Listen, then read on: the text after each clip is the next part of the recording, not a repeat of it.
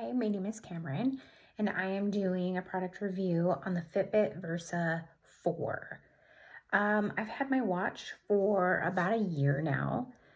When I was looking for a watch, I was looking for something that had a great battery life and had a user-friendly app. So when I was looking at watches, I had compared the Fitbit to the Apple Watch. The Fitbit battery lasts about 6 days, and the Apple Watch will last around 18 hours, depending on how many apps you have open, but usually you don't get a full day out of an Apple Watch. So that's what kind of made me lean a little bit more towards getting the Fitbit. And then there is a pretty significant price difference as well. The Fitbit is $200 and the Apple Watch starts at $400 and can go up to $700 depending on what features you get.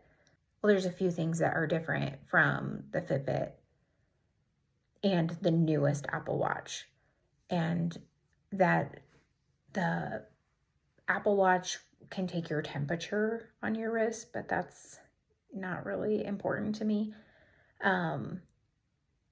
And from the Fitbit, I can't answer text messages from it because I have an iPhone.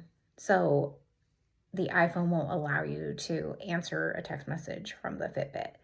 But if I had an Android, I'd be able to have like preset text messages that I could choose from that I could respond with. So that's like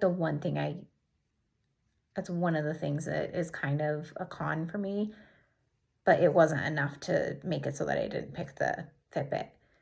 And it of course doesn't have Apple Pay on it, so I can't use the Apple Pay. It does have Google Wallet, but I've never used it just because I always have my phone with me, so I just don't feel like it's that necessary. The app itself is super easy to use. You can look at how well you slept that night, which I really enjoy looking and seeing how well I slept. It will tell you how many minutes you were awake, your REM, your light, and your deep, which I really like. Then you can also put in how many exercise days you had. It, of course, tracks your hourly activity.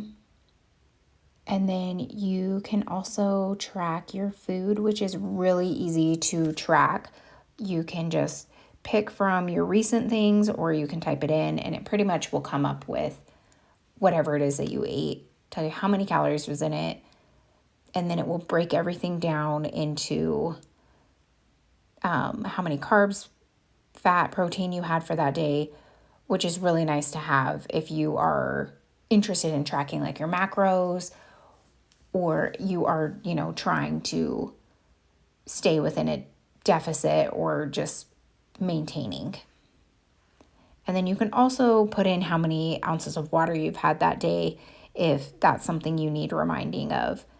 And the app too is really nice because you can use the Google Wallet, and it has quite a few clock faces that you can pick from.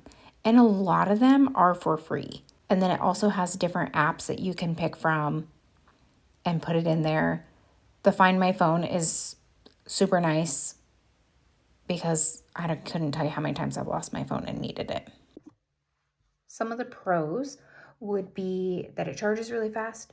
It can hold a battery for a very long time. The app itself on your phone is very user-friendly.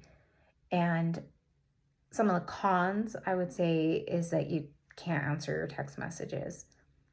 And the other thing is, I had a Versa 3 before, and it didn't have the home button. So this one is I'm just not quite used to having the home button because the apps are a little bit harder to get to. Like the Versa 3, you just scroll right through, you'd get to all your apps. But this one doesn't have the apps. You have to double click and then you get your apps, which is just, I'm just not totally used to using it yet. So once I get more comfortable with the watch, I feel like that won't be as big of a deal. So if you've never had any of the other Fitbits, then it wouldn't be as big of a struggle. So that is the only thing that I struggle with the watch, is that I don't feel like the apps are as easily accessible. But if you were looking for a good watch that is in an affordable price range comparing to the Apple Watch, and something that you could track your fitness with, I would highly recommend the Fitbit Versa 4.